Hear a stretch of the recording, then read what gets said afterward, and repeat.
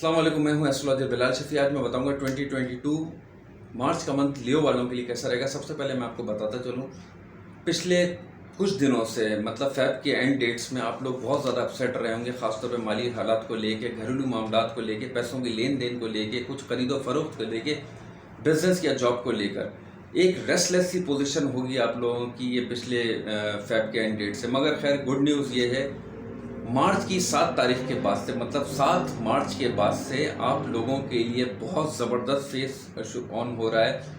आपकी हो सकता है कोई जॉब के मामलात में या बिजनेस के मामलात में कुछ बेहतरी हो, और हो सकता है आपको कोई नई अपॉर्चुनिटी या कोई नए लोगों के साथ मीटिंग करके कोई नए काम को आप शुरू करें। इस टाइप की चीज़ आपकी बन सकती है। हो सके आग से या किचन में अगर आप हो तो छुरी कांटों से थोड़ा परहेज कीजिएगा। छोटी मोटी चोट लगने की भी आपके इम्कान है, क्योंकि सैटर्न और मार्स आपके 6th हाउस में चल रहे हैं, तो ये इतनी ज़्यादा कोई बेनिफिट पोजीशन नहीं होती। वालिदैन की हेल्थ का भी आपको बहुत ज़्यादा ख्याल रखने की ज़रूरत है।